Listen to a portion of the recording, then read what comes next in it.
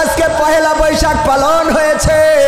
আমার যুবকেরা তরুণের আগে পহেলা বৈশাখে পান্তা ইলিশ দিয়ে শুরু করতো, বিভিন্ন নাচ গান ডিজে বাজাতো। আরে এবার কিন্তু সেটা তেমন একটা হয় নাই, ঠিক না? আছে না? সেটা তো নাই, বরং ফাঁসিবাদের মূর্তি দেখানো হয়েছে। ওই মূর্তি বানানোকে কেন্দ্র করে আবার আগুন লাগিয়েছিল কোন আল্লাহর বান্দা, পরহেজগার ওলিয়া উলিয়া, রাতের অন্ধকারে যে আগুন লাগিয়েছে। এখন প্রতিটা মিছিলে মিছিলে ফাঁসিবাদের প্রতিকৃতি আছে না নাই?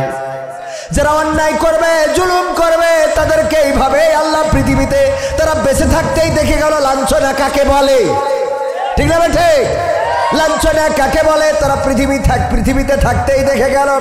আর যারা আল্লাহর পথে চলে, রাসূলের পথে চলে, যারা দ্বীনের পথে চলে, তারা এতটাই প্রশান্ত আত্মা, দুনিয়ার পরে থাকতেও তাদের কেউ দমাতে পারে না। দুনিয়ার পরে থাকতে তাদের কোনো দুশ্চিন্তা গ্রাস করে না। দুনিয়ার পরে থাকতে তারা দুশ্চিন্তাগ্রস্ত হয় না। আর মারা যাওয়ার সময় নিশ্চিন্তে মারা যায়, বলেন ঠিক কিনা? প্রমাণ আছে না নাই? মতিউর রহমান নিজামী রাহিমাহুল্লাহ নাম শুনেছেন কিনা? কে ছিলেন? বাংলাদেশ জামাত ইসলামীর মুহতারাম সাবেক আমির মতিউর রহমান নিজামী হাফিজাহুল রাফি রাহিমাহুল্লাহ বললেন, ও আমার সন্তানেরা, আমি ফাঁসির কাস্টে যে ঝুলবো, আমি কি পরে যাব? লুঙ্গি পরে যাব নাকি পায়জামা পরে যাব? আমার কবর দেওয়ার জন্যে পাবনা সাথিয়াতে যাবে কে? তোমাদের মাকে সাথে নিও না, অনেক দূরের রাস্তা, জার্নিতে ক্লান্ত হবে, অসুস্থ হয়ে পড়বে। সুতরাং তোমাদের মাকে সাথে নিও না। কবর খনন করার জন্য কারা যাবে? আমার দাফন কাফনের জন্য ঢাকা থেকে কারা যাবে? এমন ভাবে সুন্দর করে নিশ্চিন্ত মনে এমন কথা বলতে পারে, তারা আর কেউ নাই, যারা আল্লাহর কাছে নিজেদেরকে নিবেদন করে দেয়, যারা বলে ইন্না সালাতি ওয়া নুসুকি ওয়া মাহইয়ায়া ওয়া মামাতি লিল্লাহি রাব্বিল আলামিন, যারা বলে আল্লাহ আমার সালাত, আমার কুরবানি, আমার জীবন, আমার মরণ সব আল্লাহর রাস্তায়, তোমার রাস্তায় বিশ্ব প্রতিপালক, তুমি তোমার কাছে আত্মসমর্পণ করে দিলাম, তোমার জন্য নিবেদন করে দিলাম। তারা যদি জেলে যায় তাও তাদের দমাতে পারে না, তারা যদি ফাঁসিতে চলে তাও তাদের কান্না ঝরে না, তারা যদি নির্যাতনের মধ্যে পড়ে তাও আত্মসমর্পণ করে না, তারা যদি জীবন প্রাণঘাতীর সম্মুখীন হয় তাও বাতিলের কাছে প্রাণ ভিক্ষা চায়, চেয়েছে। বরং তাদের চিন্তামুক্ত থাকার অন্যতম কারণ হল আমার সাইফুল্লাহ বিন কুরবান ভাই, উনি তো থাকেন কোথায়? যশোরে। গরু পোষার তেমন তো রাস্তা নাই, কিন্তু আমার সাইফুল ভাই থাকেন গ্রামে। মাঝে মাঝে ধান কাটেন, পাট ধন, জামাতের ইউনিয়ন আমির। মাঝে মাঝে ধান কাটেন, তারপরে পাট ধৌত করেন, নিজের কাজ নিজে করেন, অনেক কষ্ট করেন। দিনের জন্য যখন মাঠে যায় তখন কৃষক, যখন পাট ধোয় তখন একজন পাট ধৌতকারী, আবার যখন ইসলামী আন্দোলনের নেতৃত্ব দেয় তখন নেতা। আজকে ফিলিস্তিনের মিছিলে স্লোগান দিয়েছে তখন উনি একজন স্লোগানদাতা। এমনিভাবে ইসলামী আন্দোলনের নেতা কর্মীরা যেখানেই যাবে সেখানেই সব জায়গায় পারফরমেন্স ভালো করবে, এটাই তো ঠিক, বলেন ঠিক না বেটি? আর পারফরমেন্স ভালো না খারাপ ইসলামী আন্দোলনের নেতা কর্মীদের? দুইটা মন্ত্রণালয় দিয়েছিল, সেই দুইটা মন্ত্রণালয় আলহামদুলিল্লাহ কোনো দুর্নীতি কি পাওয়া গেছে? আমার সফরসঙ্গীদের মধ্যে দুইজনের নাম তো বারবার বলি, কিন্তু আরো দুইজন আছেন। আমার মোহাম্মদ ভাই ছোটবেলার আমার ক্লাসমেট, আজকে এসেছে, বলল তোমার সাথে যে আসা হবে এটা তো কল্পনাও করি নাই। তো আসছে, কিন্তু দুঃখজনক স্বাস্থ্য এত বেশি যে উঠার পরে আমার টায়ার বাস্ট, গাড়ি পাংচার হয়েছে। তো উনার একার দোষ না, কারণ আরো 4 জন ছিল। আমার ভাই একটু স্বাস্থ্য বেশি। আর আমার বিএনপির নেতা গঙ্গানন্দপুর ইউনিয়ন আমার লাকি ভাই, উনি বিএনপি হইলেও আমাদের প্রতি অত্যন্ত পজিটিভ, অত্যন্ত মানে বলা যায় যে বিএনপি জামাত ইসলাম। আলহামদুলিল্লাহ, উনিও খুবই মানে ইসলামের জন্য 5 ওয়াক্ত নামাজি এবং ইসলামের জন্য, কোরআন হাদিসের জন্য, মাদ্রাসার জন্য, মসজিদের জন্য নিবেদিত প্রাণ। এই যে আমার পাশে একটু হাত উঁচু করলে দেখতে পাবে, বিএনপি করেন কিন্তু ইসলামের সাথে, ইসলামী আন্দোলনের সাথে, ইসলামী আন্দোলনের কর্মীদের সাথে সর্বাত্মক সহযোগিতা ওনার আছে। আল্লাহ রাব্বুল আলামিন আমাদের এই ভাইদেরকে হায়াতে তাইয়্যিবা নসিব করে দিন, বলেন আমিন। তো আমার সাইফুল ভাই গরু পালন করে, এই গরু একটা খাইতে দেওয়ার জন্য মাঠে ছেড়ে দিয়ে এসেছে। কিন্তু আমার সাথে সফরে আসার কারণে বাড়ি ফিরতে দেরি হয়ে যাবে, 11টার পরে বাড়ি ফিরবে। গরু মাঠে খাইতে যে ওই গরু যেখানে খাইতে দিছিল পাশে ছিল একটা বন, জঙ্গল থেকে একটা বাঘ বের হয়েছে। বাঘ বের হওয়ার পরে গরুরে দিয়েছে দৌড়ানি। গরুরে ধরার জন্য যখন বাঘ দৌড়ানি দিয়েছে, গরু দৌড়ায়, বাঘও দৌড়ায় গরুর সাথে। বাঘের সাথে কি গরু দৌড়ায় পারবে? পারলো না, পারবে না। এই চিন্তা করে গরু চিন্তা করলো এখন মেধা খাটাইতে হবে, যেহেতু দৌড়াইয়ে পারা যাবে না, কি করা যায়? পাশে ছিল একটা কাদাওয়ালা জমিন, কাদাওয়ালা জমিনে দিয়েছে লাফ। 4টা হাত পা ওই কাদার মধ্যে ডেবে গেছে। বাঘও ধরার জন্য ওই গরু যখন লাফ দিয়েছে, বাঘও লাফ দিয়েছে। বাঘের দৌড়ের গতি ছিল বেশি, এই জন্য গরুরে রেখে 3 হাত সামনে যেয়ে পড়েছে, কারণ দৌড়ের গতি তো বেশি। তো ও 3 হাত সামনে, ওরও 4 হাত পা কাদার মধ্যে কি ডেবে গেছে। যাওয়ার পরে গরু কোনো টেনশন ছাড়া পার পরে পা তুলে দিয়ে আমার মোহাম্মদ ভাইয়ের মতো পান খাচ্ছে। পান তো না, মানে জাবর কাটানো আর কি।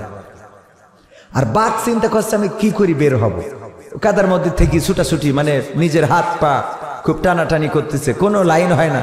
গরুর দিকে খালি তাকায় আর দেখে শালা জাবর কাটে। কয় শালা তুই তো মানুষই না। আমার আবার এই শব্দগুলো না বলাই ভালো, মানে আমার এই হয়ে যাই, এটা এই হয়ে যাওয়াটা বন্ধ করে দিতে হবে। আল্লাহ আমার হেদায়েত করুন, বলেন আমিন। মানে দিন যত যাচ্ছে, আমি বলছিলাম যে আজকেও আমার একজন ভাইকে ইবনে সিনা হাসপাতালে বলছিলাম যে আগে শার্ট প্যান্ট পরে বেরোইতে পারতাম, কিন্তু এই বছর আর শার্ট প্যান্ট পরারও কোনো রাস্তা নেই। মানে দিন যত যাচ্ছে তত শার্ট প্যান্ট পরা তো হারাম, কিন্তু মানে পরিবেশ, সামাজিকতা, বর্তমান সিচুয়েশন আমাকে আর শার্ট প্যান্ট এগুলার পরতে দিচ্ছেন। তো এই জন্য আমি যে কথাগুলো বলি, এই কথাগুলো আসলে সময় আসছে যে আর বলা হবে না। যে সময় আসছে সেই কথাগুলো আর বলা যাবে না। তো যাই হোক, এখন মানে বাঘের তো মেজাজ খারাপ হয়ে গেছে, এই জন্য এই কথাটা বলেছে আর কি। ধরে নেন যে শালা তুই তো মানুষই না। কেন? বা গরু বলছে ভাই কি হয়েছে? কি হয়েছে মানে এই কাদার মধ্যে তুই দিলি লাফ। আমি যদি তোরে ধরতাম তাইলে আমি খাতাম, এটা ঠিক, তুই মারা যাতিস, কিন্তু আমি তো বাঁচতাম। আর তুই যদি দৌড় দিয়ে পালাই যাতিস তাহলে তুইও বাঁচতিস, আমিও বাঁচতাম, দুইজনে বেঁচে থাকতাম। কিন্তু আকামদা করলি কি, কাদার মধ্যে দিছিস লাভ। এমন কাদা, ওই যে ইঁদুর মারার জন্য যে আঠা দেখেন না বইয়ের মতো মেলায় রাখতে, মানে ওতে পড়লি ও ওতে আরো জড়াই। তো এই কাদার মধ্যে দিছিস লাভ। এখন না তুইও বেড়াইতে পারবি, আমিও বেড়াইতে পারবি। তো গরু বলছে তা ভাই অসুবিধে কি? তো বাঘের মেজাজ আরো খারাপ হয়ে যাওয়ার কথা না। অসুবিধা কি মানে? বলছে কোনো অসুবিধা এই কাজ নেই। আমার দুঃখ হইল যে এই বিপদের মধ্যে আমি যখন চিন্তায় আমার টেনশন বেড়ে যাচ্ছে, মানে চিন্তায় টেনশন বেড়ে যাচ্ছে আর কি, সেই সময় তুই জাবর কাটাচ্ছিস কই না আন্দাজে, এটা কথা।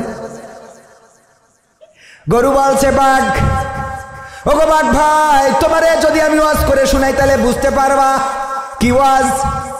ও গো বাঘ, তুমি থাকো বনে আর আমি থাকি কোথায়? আমি থাকি লোকালয়ে, আমি থাকি মানুষের মধ্যে, সমাজের মধ্যে।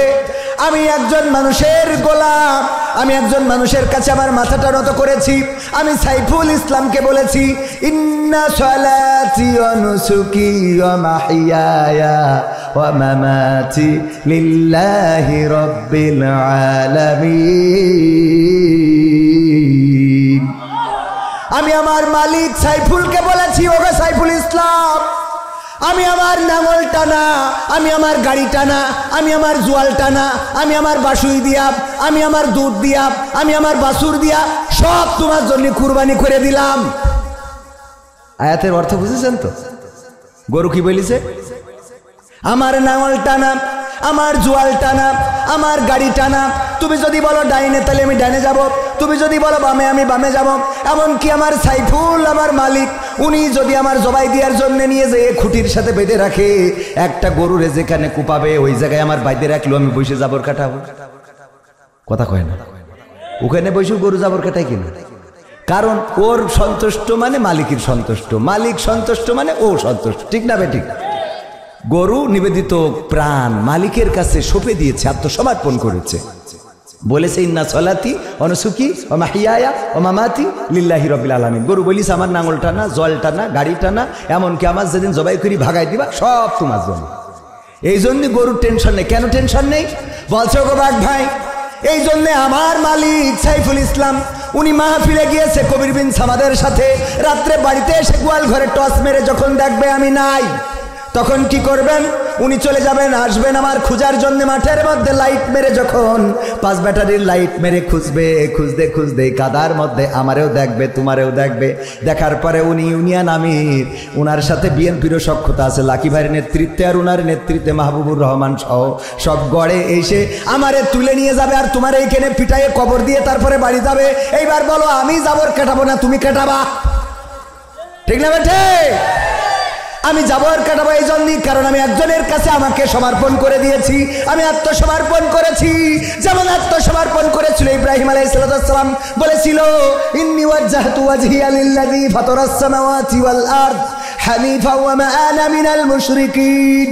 ওগো আল্লাহ, আমি সমস্ত দিক থেকে আমার মুখটা তোমার দিকে ঘুরাই দিয়ে ঘোষণা করে দিলাম, আমি কোনো মুশরিকদের সাথে নেই। ইব্রাহিম আলাইহিস সালাম আত্মসমর্পণ করেছিলেন। এমন আত্মসমর্পণকারী হওয়ার দরকার আছে না নাই? আপনারা রাজি আছেন ইনশাআল্লাহ? আমি আলোচনা করতে চাই সূরা তাহার 55 নম্বর আয়াতে কারিমা তেলাওয়াত করেছি। সূরাটা মাক্কি সূরা, নাজিল হয়েছিল এমন সময় যেই সময় আল্লাহর নবী দ্বীনের দাওয়াত দিতে পারতেন না বলে ফরিয়াদ করেছিলেন, ওগো রব, তুমি যদি ইসলামের মধ্যে আবু জাহেল, আবু লাহাব, উতবা, সাইবা, মুগিরা, অথবা তুমি যদি ওমরের মতো একজন ব্যক্তিকে ইসলামের জন্য কবুল করে নিতে, তাইলে তোমার ইসলামের ভাবমর্যাদা বেড়ে যেত। এই দোয়া যেই সময় আল্লাহর নবী করেছিলেন, সেই সময় এই সূরাটা নাজিল হয়েছিল। সূরার নাম কি? সূরা তাহা। সূরার নাম কি? সূরা তাহা। এই সূরার 55 নম্বর আয়াত আমরা তেলাওয়াত করি, সবাই পড়েন। মিনহা খালাকনাকুম ওয়া ফিহা নুঈদুকুম ওয়া মিনহা নুখরিজুকুম তারাতান নুখরা। কোথায় পড়ি আমরা?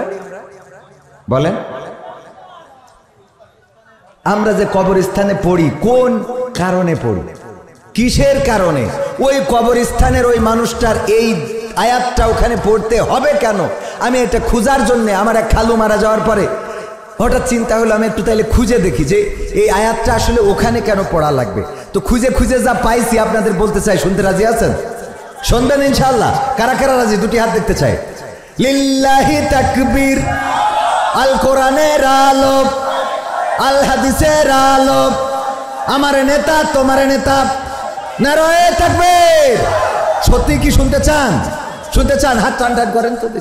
হ্যাঁ, করেছেন? ঝড় উঠে গেছে, ঝড় উঠে গেছে, এখনই শেষ করে দেব। আমি তো সঙ্গীত শোনাবো কয়েকটা, আমার যুবকেরা আয়োজন করেছে, পয়লা বৈশাখ, একটু আরো টান টেনে করেন। আমরা কি বলেছি? ইন্না সলাতি ওয়া নুসুকি ওয়া মাহইয়ায়া ওয়া মামাতি লিল্লাহি রাব্বিল আলামিন। ঠিক কিনা? আমাদের নামাজ নেন।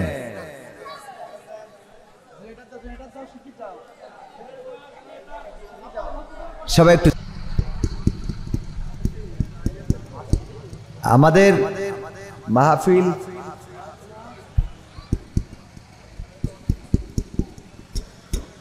আলহামদুলিল্লাহ বলেন। আমাদের মাহফিল ছোট হইলেও, মানে মাহফিলটা তো আমার ভাইজান ঘরোয়া পরিবেশে করেছেন, ছোট হইলেও এখানে মিডিয়া দেখেছেন কতগুলো? প্রতিটা মিডিয়ার ভিউজ এরকম, কোনোটা 1 লাখ, কোনোটা 50,000, কোনোটা তার বেশি 2 লাখ, গড়পড়তে 1 লাখ যদি ধরেন, এখানে প্রায় 20টা মতো ক্যামেরা আছে। তার মানে 2 মিলিয়ন মানুষ আমাদের সাথে রয়েছে। কয় মিলিয়ন? 2 মিলিয়ন, মানে কত? 20 লক্ষ। কয় লক্ষ? 20 লক্ষ মানুষ আমাদের সাথে কিন্তু রয়েছে।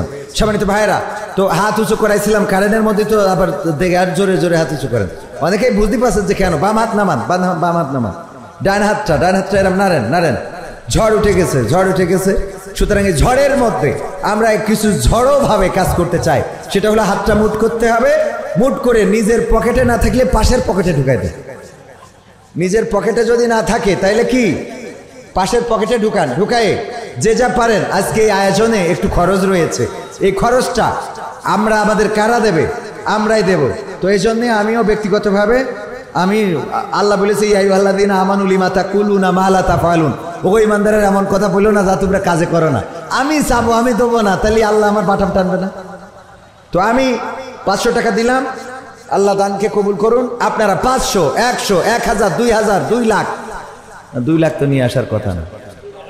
হ্যাঁ, আমার দোস্ত 200 টাকা, মোহাম্মদ আলী আমার দোস্ত, একসাথে আমরা লেখাপড়া করেছি।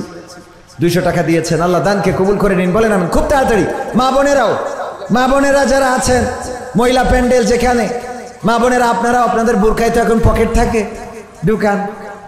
ঢুকায় কিছু আল্লাহর ওয়াস্তে দেন, আল্লাহ দানকে কবুল করুন, বলেন আমিন।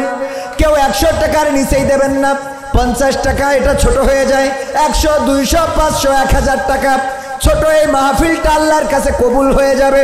ও আমার ভাইয়েরা, আল্লাহ রাব্বুল আলামিন নিয়ে ধন বোঝে মন ফেরত দিতে কথা কয় না, ফেরত দিতে কতক্ষণ, নিয়ে ধন বোঝে মন ফেরত দিতে কতক্ষণ। আল্লাহ যখন দেন নিতেই থাকেন, আবার যখন দেন তখন দিতেই থাকেন। আল্লাহ নেওয়ারও মালিক, দেওয়ারও মালিক, বলেন সুবহানাল্লাহ। আল্লাহর কাছে সম্পদের কি অভাব আছে? না, সম্পদের অভাব নাই। আল্লাহ যাকে চান তাকে পরিমিত রিজিক দান করেন। আল্লাহর কাছে যিনি নিবেদিত প্রাণ হয়ে যায়, আত্মসমর্পণকারী হয়ে যায়, তার রিজিকের দায় দায়িত্ব কার হয়ে যায়? পৃথিবীতে আল্লামা সাঈদীর সুন্দর একটা বয়ান রয়েছে, আপনারা জানেন, সুন্দর করে বলেছে, সকাল বেলায় পাখিগুলো বাঁশবাগানে কিচিরমিচির করে ডেকে আল্লাহর প্রশংসা আদায় করে চলে যায়, বিকাল বেলা আল্লাহ রাব্বুল আলামিন তাদেরকে খাইয়ে পেট ভরিয়ে আবার ওই বাঁশবাগানে ফিরিয়ে দেয়। সুবহানাল্লাহ বলবেন না? ওই পাখির রিজিকের চিন্তা আমরা কি করি? নদীর মাছের রিজিকের চিন্তা আমরা কি করি? কুত্তার রিজিকের চিন্তা কি আমরা করি? না, করি না। যেই কুত্তা বেঁধে রাখা হয় সেই কুত্তার খাবার দিতে হয়, কিন্তু যেই কুত্তা এড়া খেয়ে বেড়ায় ওই কুত্তার খাবারের অভাব দুনিয়ায় হয়, হয়েছে? অভাব হয় না। ও আমার ভাইয়েরা, জঙ্গলে কত বাঘ, কত ভাল্লুক, কত উল্লুক, কত বানর, কত হরিণ, কত হনুমান, কত প্রাণী, হাজার হাজার লাখো লাখো প্রজাতির প্রাণী জগৎগুলো মিডিয়ায় দেখলে বোঝা যায় আল্লাহ কত রকম প্রাণী সৃষ্টি করেছেন। এই প্রাণীগুলোর রিজিক ডক্টর ইউনূস দেয়, কথা কয় না? দেয়। ডক্টর ইউনূস মানুষরাই তো খাওয়াইতে পারে না, মানুষের খাওয়াইতে পারে না। পয়লা বৈশাখে আমার বিএনপির নেতারা বলতেছে, পয়লা বৈশাখে সবার দাবি হইলো নির্বাচনটা যেন তাড়াতাড়ি হয়। নির্বাচনটা কি মানে আমাদের এখন ভাই, আমাদের কাজ হইলো যাই হোক তাই হোক ওর মধ্যে নির্বাচন ঢুকতেই হবে। মানে অবস্থাটা হয়ে গেছে, একজন বাজারে যাচ্ছে গরু কিনতে, কুরবানি দেবে, তা গরু তা যাওয়ার সময় বলছে, বউ যাচ্ছি, তা বলছে ওইরকম ক্ষতি হয় না, তা বলছে কি ক্ষতি হয়? বলছে বলো যাচ্ছি ইনশাআল্লাহ। দেখো ইনশাআল্লাহ বলার কোনো দরকার নেই, পকেটে টাকা, কিনবো গরু, তো এত ইনশাআল্লাহ বলার কি আছে? তো গরু হাটে যেয়ে গরু কিনতে যেয়ে দরদাম ঠিক করা হয়ে গেছে, গরুটা নেবে, পকেটে হাত দিয়ে টাকা দেবে, দেখে মাল নেই, তো চারিদিকে হাতায়, কোনো দিকে নেই, কি ব্যাপার? টাকা, গরুর যে বিক্রেতা ও বলতেছে ভাই টাকা বের করেন, বাবারে ইনশাল্লাহ তো পকেটে টাকা ছিল। তা বলছে তা কি হয়েছে? বলছে ইনশাল্লাহ মনে আছে পকেট মারি নেছে।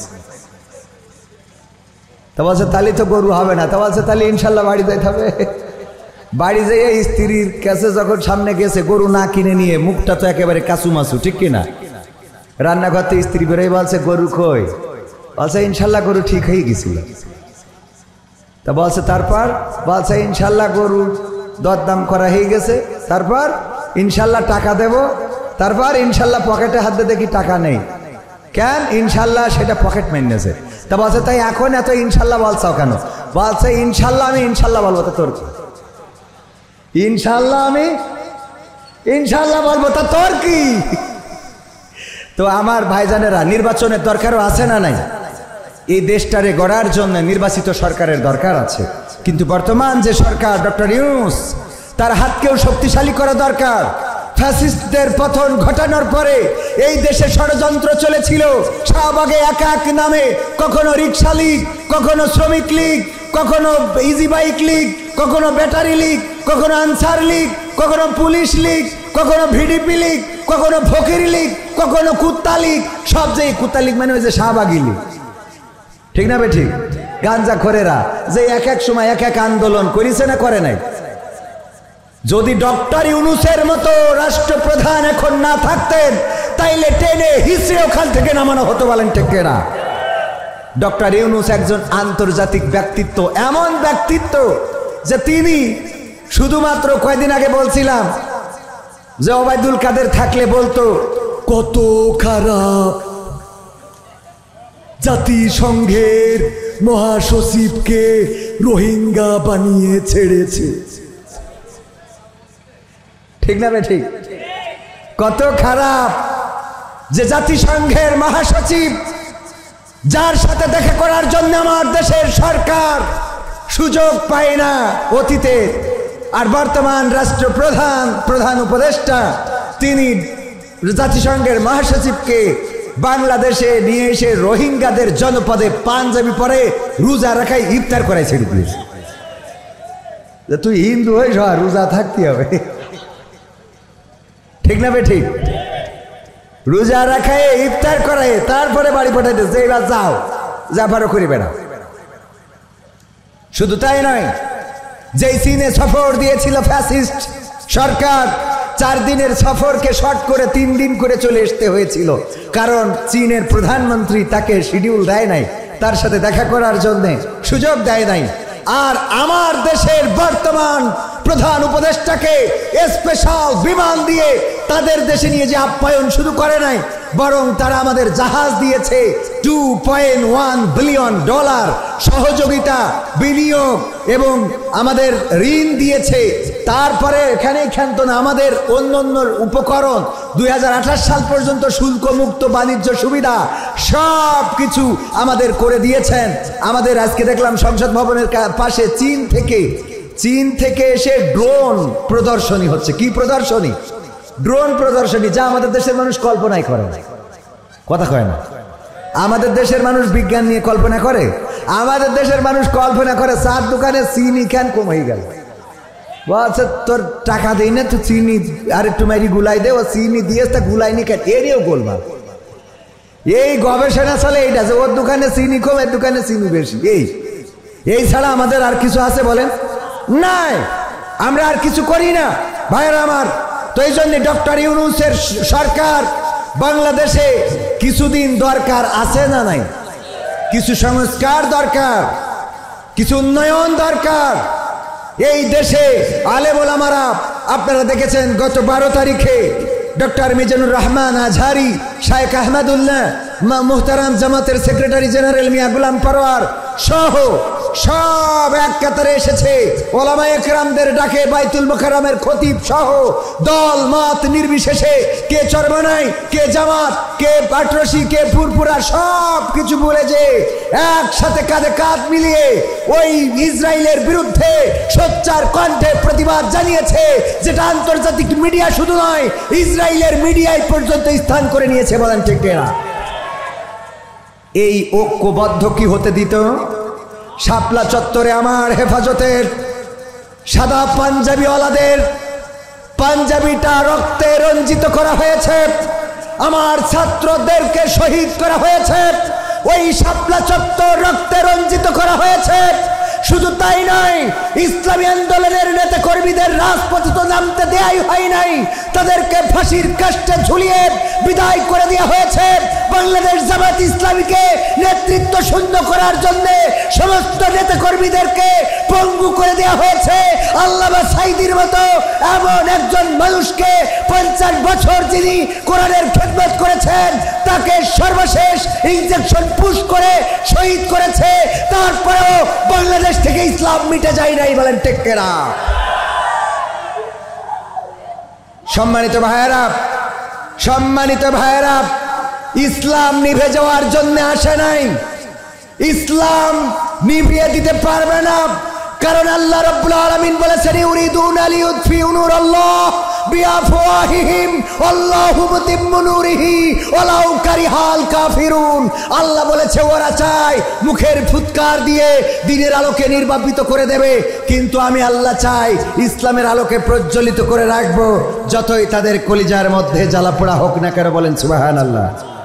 সংবিধানে রাষ্ট্র ধর্ম ইসলাম আছে বলে তোমার কেন জ্বলে রে বন্ধু, তোমার কেন জ্বলি? শয়তানে জ্বালে কি আগুন তোমারই বগলে, তোমার কেন জলে রে বন্ধু, তোমার কেন জলে? ইসলাম হলো শান্তির ধর্ম, আছে সুবিচার,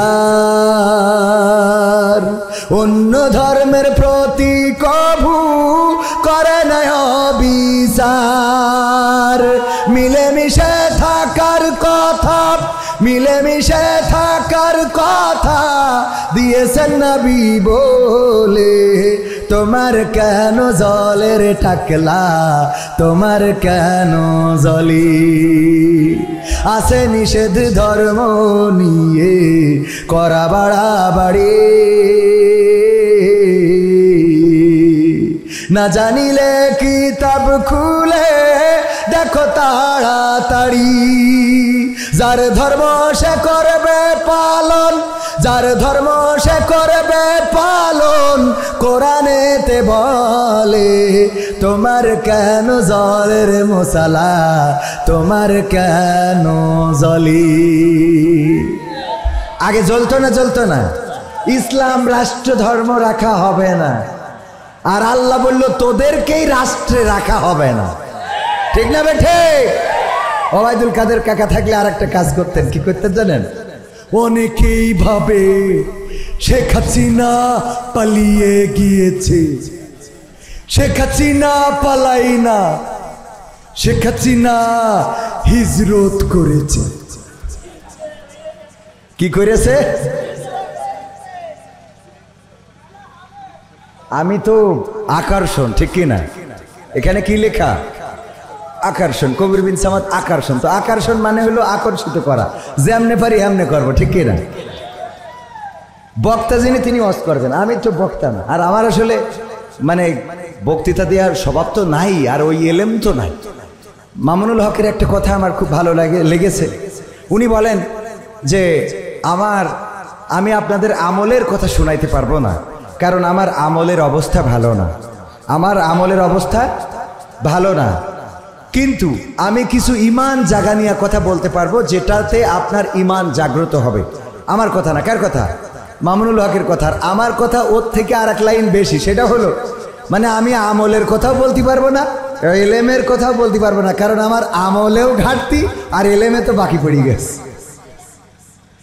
বিষয়টা বলতে পারিছেন?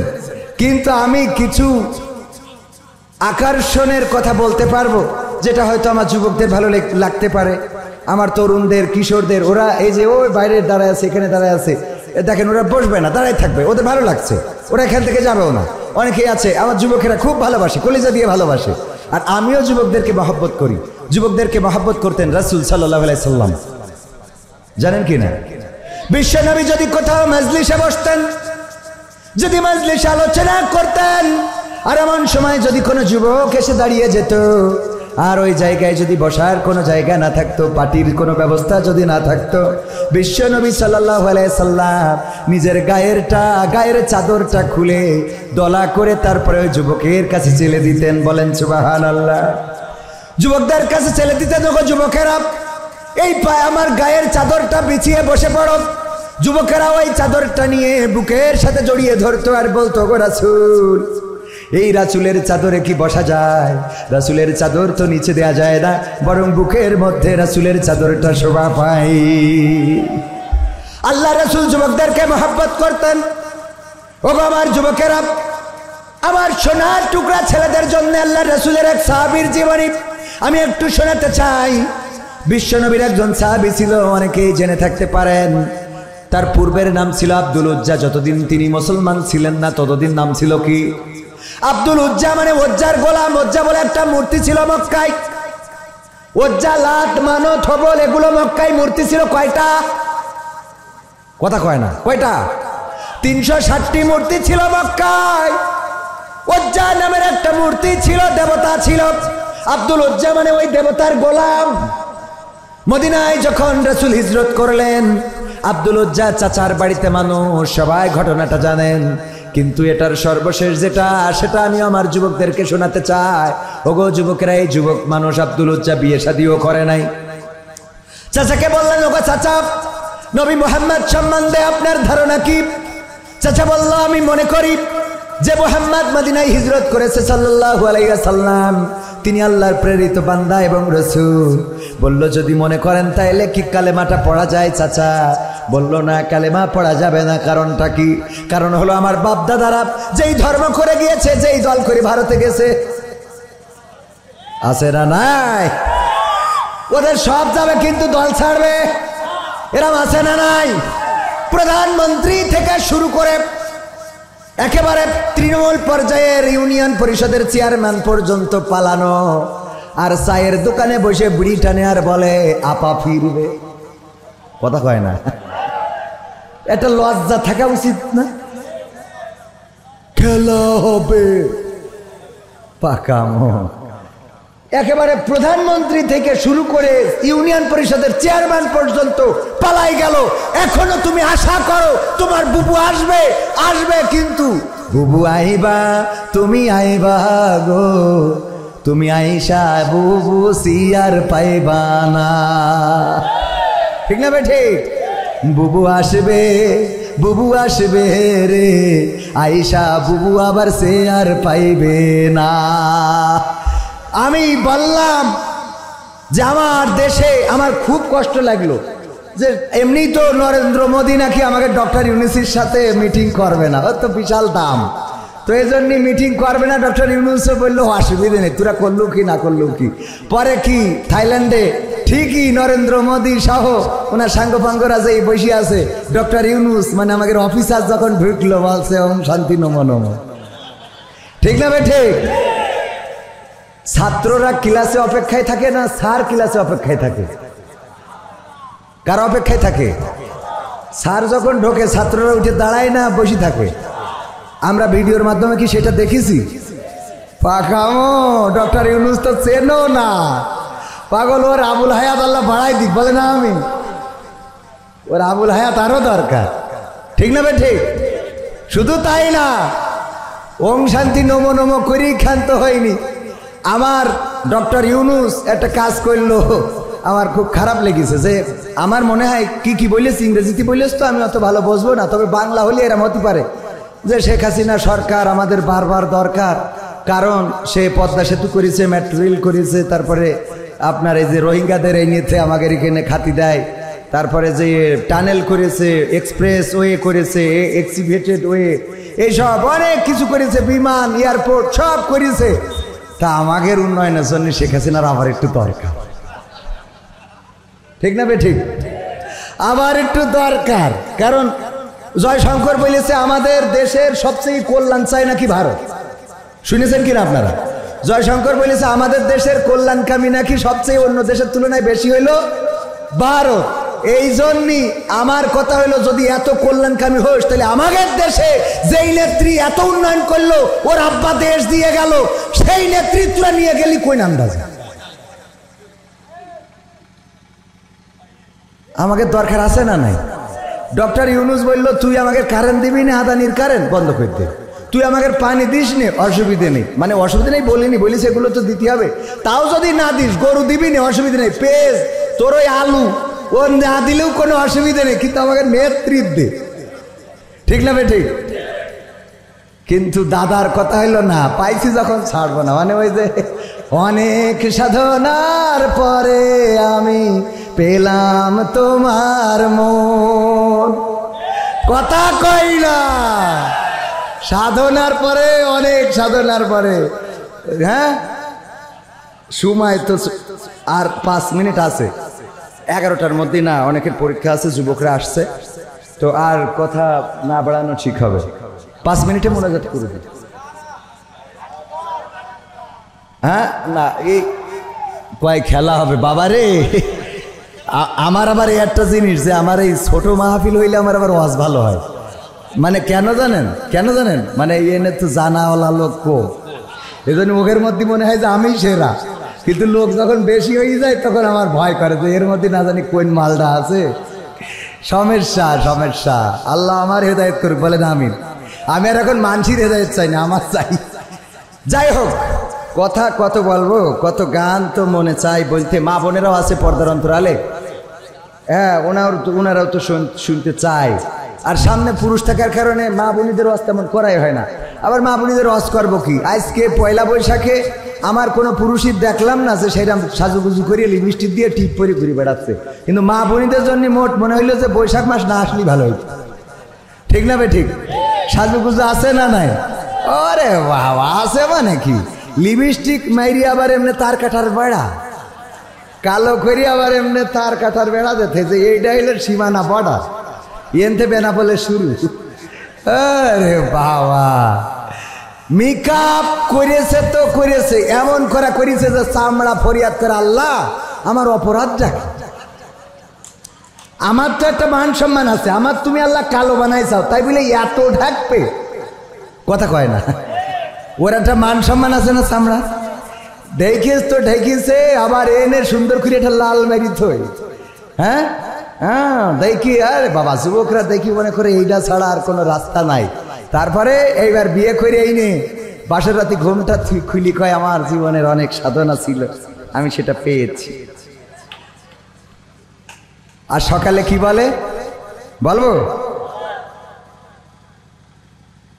সকালে ওদের ঘটে এরকম, এই যে একজন বিয়ে করার পরে একটা আইফোনের 16 Pro Max বক্স নিয়ে গেছে আমাদের জিকরকাছা বিউটি পার্লারের মালিককে দেওয়ার জন্য। বলছে আমার এটা কিসের জন্য নিয়ে আসছেন? বিউটি পার্লারের মালিক বলতেছে, কয় আপনি গতকাল নার্গিস বেগম নামের একটা মেয়ে সাজিয়ে দিলেন। হ্যাঁ বলে ওটা আমার ওয়াইফ। ও আপনার ওয়াইফ? তো আপনি এটাতে এটা আপনাকে গিফট করলাম আইফোন 16 Pro Max। তো ও তো আনন্দে বাবা এত দামি জিনিস তো জীবনে খোঁজা, প্রায় 2 লাখ টাকা দাম, খুব খুশি। পরে গিফট বক্স খুলি দেখে কি এর আইফোন 16 Pro Max, ওর মধ্যে রয়েছে নোকিয়া 1100 গাডার মারা। শুধু গাডার মারা না, আবার ওই গাডারের নিচ দিয়ে এরকম একটা সিরকুট লিখে মারি থিয়েছে যে এখন কেমন লাগে এখন। কারণ গতকাল রাত্রে তুমি যে মালডারে সাজাই আমারে দিছিলা, ওইটা তো বাসর রাতে ঘুমটা তুলি দেখি যে পরিমণির খেলায় তো সকালে গোসলের পরে তো দেখি যে নোকিয়া 1100 বাটন দুটো খাওয়া, গাডার মারা, বাটনেও কাজ করছে না।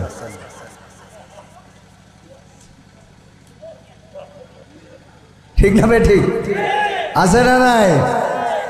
এরপরে একটা গান গায়, ওটা মনে পড়ছে না কি যেন, আমার ক্যামেরাম্যানটা বলতে পারবে যে আমি মরি না কেন, আমি পারি না আর পারি না, আমি কেন মরি না, আজরাইল কি চিনে না আমারে গো, আমি পারি না আর পারি না, হয়তো 2 দিন পরে মরবো, আগে মরলে কি ক্ষতি, ওরে এই দুনিয়ার রং তামাশা বুঝলাম না রে একরতি, ও আমার ঘরের রমণী সে যে কাল নাগিনী, জিকরকাছার বিউটি পার্লার আমার বাজাইলো 12টায়, আমি পারি না আর পারি না। এই গানটা পুরুষরা গেয়েছে বলে বলে আমি পারি না আর পারি না, আমি কেন মরি না, আজরাইল কি চিনে নাই আমারে গো। আর এই গান যদি আমার মা বোনেরা বানাইতো তাইলে ওরা বলতো আমি পারি না আর পারি না, আমার স্বামী কেন মরে না, আজরাইল কি চিনে নাই আমার স্বামী রে গো, আমি পারি না আর পারি না। ঠিক না বেঠে? আল্লাহ নবী মেরাজ থেকে আসলেন, এসে বললেন ওগো নারীরা শোনো, তোমরা বেশি বেশি সাদাকা করো, দান করো, কারণ আমি দেখেছি অধিকাংশ নারীরা জাহান্নামী। বিশ্ব নবীর সাহাবীরা বললেন ওগো নবী কোন অপরাধের কারণে নারীরা এত বেশি জাহান্নামী? আল্লাহর নবী বললেন বড় কারণ 2টা। সবাই বলেন কয়টা? মা বোনেরা কান খুলে শোনেন, বড় কারণ কয়টা? 2টা। এটা পুরুষদেরও জানার দরকার, অবিবাহিত যারা তাদেরও জানার দরকার। এইগুলো জানার পরে যারা বিয়ে করবা তারে পুশ করবা, তবে আবার ডার্লিং রে বইল না যে শোনো 2টা বড় কারণ আছে, এখন শিখাইও না, হ্যাঁ বিয়ের পরে। তুমি যার লাগে এমবি ভরো তার তো বাটন ফোন, ওরে কেমন করে বুঝবে রে সে, কেমন করে বুঝবে গো সে ডিজিটাল তোর মন, তুমি যার লাগিয়া, তুমি যার লাগিয়া এমবি ভরো তার তো বাটন ফোন, মেসেজ দিলে সিন করে না, দেয় না তো রিপ্লাই, ভিডিও কলে বলবা কথা, ক্যামেরা তার নাই রে, ক্যামেরা তার নাই, ওরে ডিজিটাল এই যুগ জামানাই, ডিজিটাল এই যুগ জামানাই অ্যানালগ তার মন, তুমি যার লাগিয়া এমবি ভরো তার তো বাটন ফোন। প্রেম প্রীতি ভালোবাসা বিয়ের আগে নয়, ঠিক না বেঠে? প্রেম প্রীতি ভালোবাসা বিয়ের আগে নয়। মনের মধ্যে রাখো যুবক আল্লাহ তাআলার ভয় রে, পরকালের ভয়। ওরে তবেই তুমি মুক্তি পাবা, তবেই তুমি মুক্তি পাবা দোজখের আগুন। তুমি যার লাগিয়া এমবি ভরো তার তো বাটন ফোন। মেসেজ আছে না নাই? ওগো আমার যুবকেরা, পহেলা বৈশাখ যারা পালন করেছে, উল্লুক ভাল্লুক ঘোড়া, তারপরে বানর হনুমান এইগুলো নিয়ে যারা মিছিল করে বেড়ায়, ওটাতে কোনো ফায়দা নাই। আজকে পয়লা বৈশাখকে কেন্দ্র করে এই তাফসিরুল কোরআন মাহফিল যারা এসেছেন, যারা শুনছেন, যারা বসেছেন, আমল নামায় সওয়াব লিখে দিচ্ছেন কি? শুধু সওয়াব লিখে দিচ্ছেনই না, আল্লাহ পরকালের ময়দানে কিতাবটা ধরিয়ে দিয়ে বলবেন, ইকরা কিতাবাকা কাফা বিনাফসিকা আল-ইয়াওমা আলাইকা হাসিবা। পড়ো তোমার কিতাব, পড়ে তুমি তোমার হিসাব করে দাও। নিজের হিসাব করার জন্য নিজেই যথেষ্ট। আমি বলি প্রতিটা পাতা উল্টাতে দেখবেন এখানে গুনায় ভরা, প্রতিটা পাতায় গুনায় ভরা। কত চায়ের দোকানে বসে আড্ডা দিয়েছেন, সিনেমা হলে গিয়েছেন, মনিহারে এবার বরবাদ দেখে জীবনটারে বরবাদ করেছেন, এমন আছে না নাই? বরবাদ দেখে, তারপরে আরো যা আছে, ইউটিউব দেখে, ফেসবুক দেখে, ফ্রি ফায়ার খেলে, পাবজি খেলে, ট্রেন রোডে যে টিকটক করে, এমনি ভাবে করে করে করে করে আমলের খাতাগুলো সব বদ আমল দিয়ে ভরা। আজকের এই মাহফিলে যারা এসেছেন, এই মাহফিলটা এই কিতাবের মধ্যে থাকবে না? থাকবে না? এটাও থাকবে, কারণ আমার আল্লাহ বলেছেন, ফামাইয়ামাল মিসকালা যাররাতিন খায়রান ইয়ারা ওয়া মাইয়ামাল মিসকালা যাররাতিন শাররান ইয়ারা। আল্লাহ বলেছেন যাররা পরিমাণ ভালো কাজ যদি কেউ করে সেটাও দেখাবেন কে? আল্লাহ দেখাবেন। আর যদি যাররা পরিমাণ খারাপ কাজ কেউ করে সেটাও আল্লাহ দেখাবেন। আজকের এই মাহফিলে যারা এসেছেন, আজকের তারিখটা কত? 14 এপ্রিল 2025।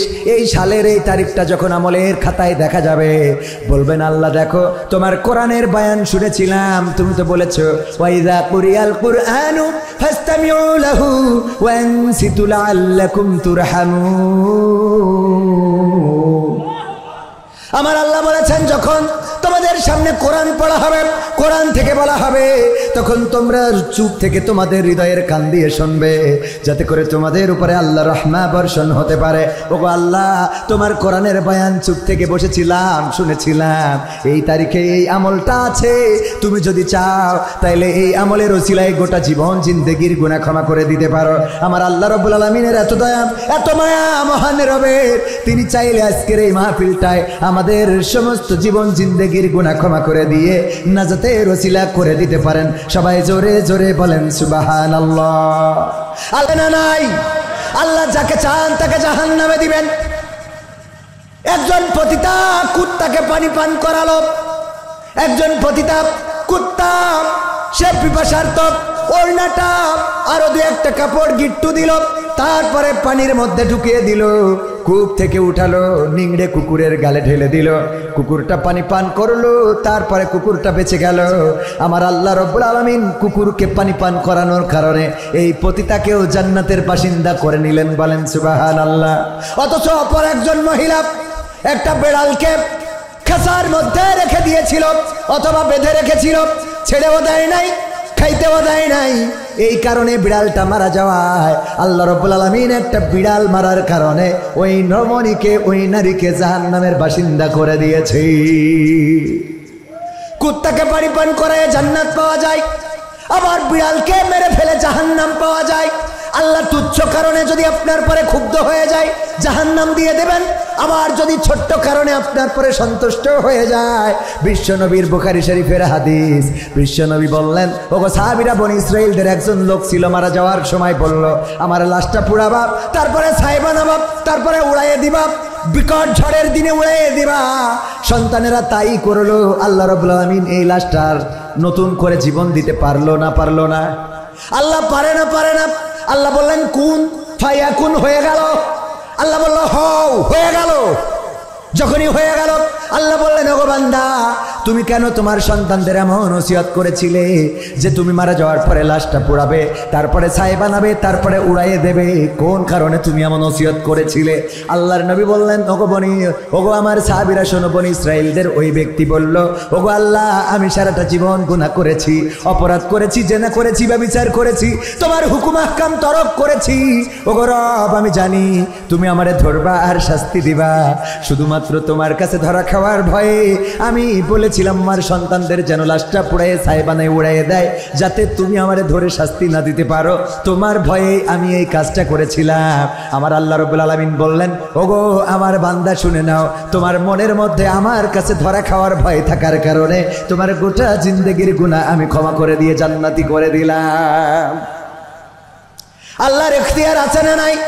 তিনি কাউকে কৈফিয়ত দেন না, তিনি কাউকে জন্ম দেননি এবং তাকেও কেউ জন্ম দেয়নি, তার উপরে কেউ নেই, তার স্রষ্টা বলে কেউ নেই, তিনি এক এবং তিনি একক, তিনি কাউকে জবাব দেন না, তিনি ঘুমান না, তিনি খান না, তিনি আমাদের অভিভাবক, তিনি যাকে চান তাকে ফকির বানান, যাকে চান তাকে আমির বানান।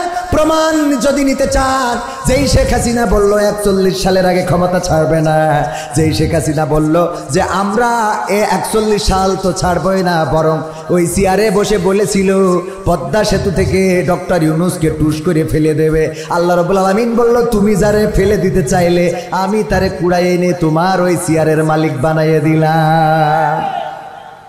আল্লাহ পারে না, পারে না। এরপরেও যাদের হেদায়েত হবে না, ওদের হেদায়েত আর নসিবে নাই। কথা কয় না? এইটুক চিন্তা করলেই তো হয়ে যায় যে আহা, যেই চেয়ারে বসে বলেছিল পদ্মা সেতু থেকে টুস করে ফেলে দেবে পদ্মার মধ্যে, সেই চেয়ারে যারে ফেলবে সে আবার ওই চেয়ারের মালিক, এখন সে আবার ওরে ফেরত চাচ্ছে। কয় লাগবে আমাদের? ঠিক না বেঠে? আল্লাহ পারে না, পারে না। চেয়ারের মালিককে। এরপরেও যাদের লজ্জা হয় না, ওদের অবস্থাটা এমন। মাহমুদুল হাসান জিহাদি আমার বাবার সময়ের বক্তা ছিলেন, সাতক্ষীরায় বাড়ি, মারা গিয়েছেন আগরদাড়িতে। আমার সাতক্ষীরার ব্যাংকার আছেন এখানে, সাতক্ষীরার মানুষ। উনি ওয়াজ করতে যেতেন, ছোটবেলায় আমরা শুনতে যেতাম। উনি বলতেন, একবার ওয়াজ করে রাত্রে ফিরতেছে, দেখে লাউজনির ওই সমিলির সামনে ওই জায়গায় বসে একজন রাতি ওই যে প্রকৃতির কাজ সাইতেছে। প্রকৃতির কাজ বোঝেন তো, মানে পায়খানা করতেছে, পায়খানা করছে। মাহমুদুল হাসান জিহাদি বাইকে করে ওয়াজ করে বেড়াতেন। বলল যে আমি চিন্তা করলাম, যেহেতু এমন জায়গায় পায়খানা করতেছে, এটা তো ঠিক না, রাস্তার পাশে একটু মোটরসাইকেলের লাইটটা ঘুরাই ধরলাম ওর দিকে, যেন লজ্জা পেয়ে আর জীবনে এই কাজ না করে। ও এত লজ্জা পেয়েছে যে লুঙ্গি তুলে মুখ ঢেকে চুপচাপ বসে আছে। লুঙ্গি তুলে মুখ ঢেকে চুপচাপ বসা, মানে এত লজ্জা পেয়েছে যে নিচে দিয়ে আমফান, সুনামি, টর্নেডো সব হোক, কিন্তু উপরে যেন বাতাস না লাগে। ঠিক না বেটে? এদের অবস্থা হলো সংসদের প্রধানমন্ত্রী থেকে শুরু করে সব চলে গেল, আর চায়ের দোকানে বসে বলেন নেত্রী ফিরবে। আবার অনেকেই যায় রাজপথে ঝড় মিছিল করে। আমি বলি 16টা বছর ক্ষমতায় ছিলে, 16টা মাস ধৈর্য ধরতে পারছাও না, কাঠি কিন্তু একটাও থাকবে। কথা কয় না? থাকবে। 16টা বছর ঘুমাতে দাও নাই, নির্যাতন করেছ, নিষ্পেষণ করেছ, জুলুম করেছ। আমার ইসলামী আন্দোলনের নেতা কর্মীদের হাতে হাত করা, পায়ে ডান্ডা বেড়ি, জানাজায় গিয়েছে, পায়ের ডান্ডা বেড়ি খোলা হয় নাই, মায়ের জানাজা, বাবার জানাজা, হাতে হাত করা। আরে পায়ে ডান্ডা বেড়ি, বৃদ্ধ মানুষ হাসপাতালে গিয়েছে, হাসপাতালের খাটের সাথে হাতের হাত করা, আর একটা হাত করা ওই খাটের লোহার সাথে।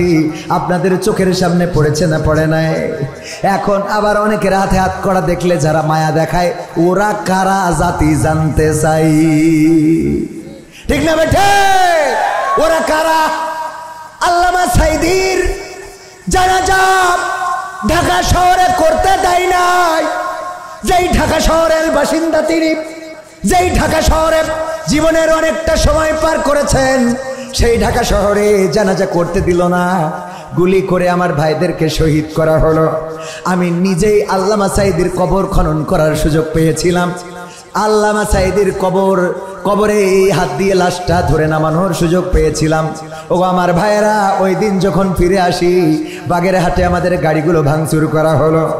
সাতক্ষীরায় আমাদের বাগেরহাটে আমাদের গাড়িগুলো ভাঙচুর করা হলো। আমাদের ভাইদেরকে রক্তাক্ত করা হলো। শুধু তাই নয়, খুলনার মিছিল এখন অনলাইনে আছে। খুলনায় আমার আল্লাহর ওলিরা মিছিল দিল। খুলনার ইহুদি দেলোয়ার হোসাইন সাইদি, বলেন নাউজুবিল্লাহ। কত বড় জাহেল!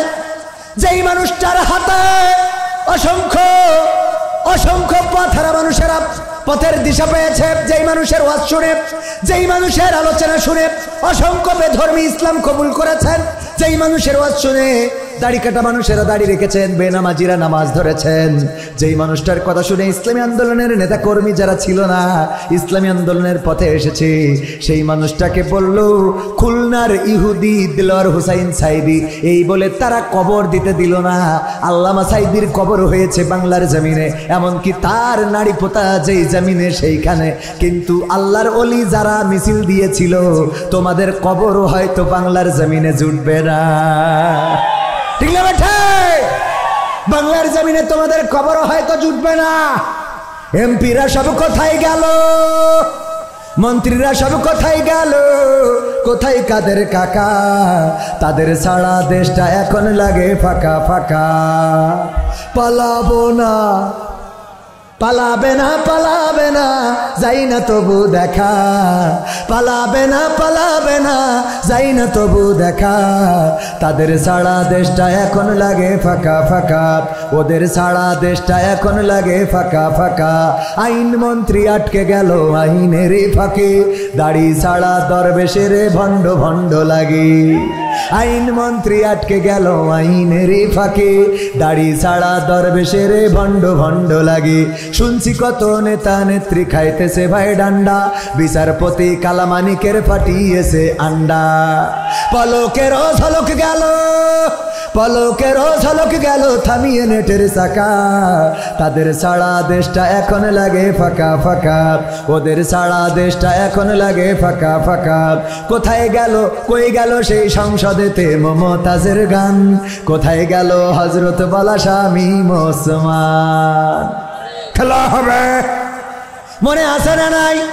আবার সংসদে আমার আপা মমতাজ আপা গান শোনাতো, পিতাকে নিয়ে, মাতাকে নিয়ে, বোনকে নিয়ে। আর যখন নেত্রী চলে গেল আমার মমতাজ আপা কোনো গান ডেলিভারি দিল না। ঠিক না বেঠে? আমি বললাম ওরে নেত্রী, ওরে মমতাজ আপা, তোর মতো নেমো খারাপ হয় না। ওরে জাহেল, ওরে নেমো খারাপ, ওরে বেঈমান, তুই তোর যখন প্রেমিক ছেকা দিয়ে চলে গেল তখন গান গাইলি, ওরে ও রিক্সাওয়ালা তুই ধীরে ধীরে চালা, তোর সাথে বলবো আমার মনে কত জ্বালা। তোর প্রেমিকের থেকে শেখ হাসিনা কি কম কুমা হয়ে গেল? কথা কয় না? এরপরে যখন তোর স্বামী দাগা দিয়ে চলে গেল তখন আবার গান গাইলি, বন্ধু যখন বউ লইয়া আমার বাড়ির সামনে দিয়া রঙ্গ কইরা হাইটা যায়, ফাইটা যায়, ও বুকটা ফাইটা যায়। গেছে না গাই নাই? অথচ নেত্রী চলে গেল, কোনো ফাটাফাটির গান হইল না। ঠিক না বেঠে? এই জন্যই বললাম বেঈমান নেমো খারাপ। আমি শিখাই দিলাম, ওগো মমতাজ আপা একটা নরমাল গান তো গাইতে পারো। আমার সোনার ময়না পাখি কোন বা দোষে দাদার কাছে গো,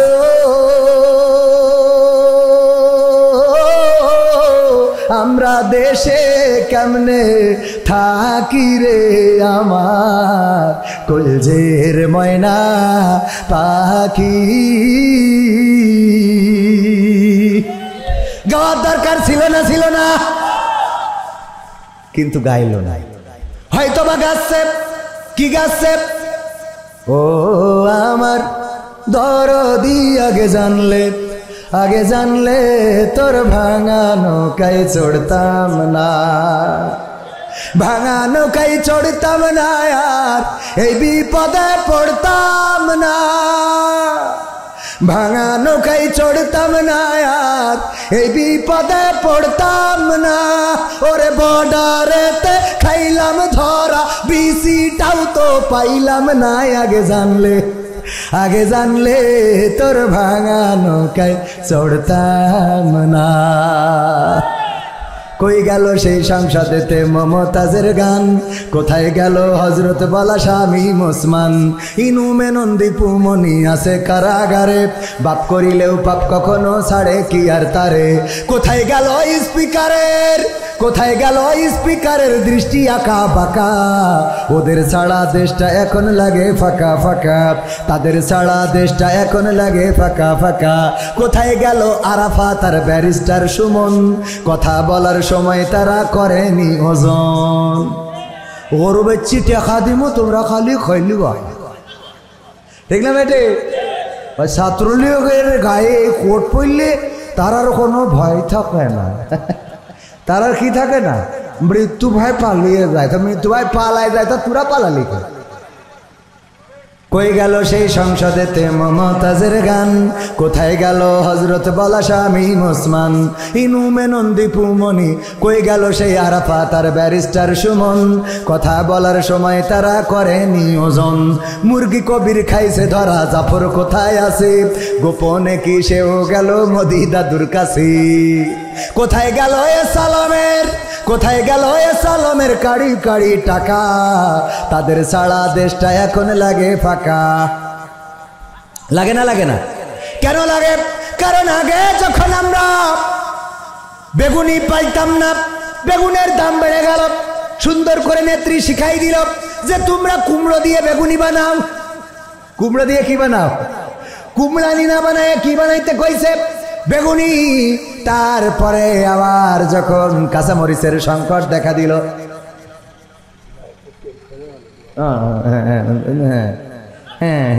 যখন ওই আপনার কি হইল, ওরে বাবা রে কত কথা মনে পড়ে, কিন্তু জেনারেটারে এ তেল নাই রে। আজকে তেল ফুরাবে, সহ্য না করে পারা যায়। ভাই বলছে জেনারেটরে তেল নেই, যে কোনো সময় বন্ধ হয়ে যেতে পারে। তো আমরা তাইলে মোনাজাতের দিকে আগাই, আগামীতে বাকি কথা শোনাবো ইনশাআল্লাহ। আল্লাহ আমাদের তৌফিক দিন। বলেন আমা তৌফিক ইল্লা বিল্লাহ।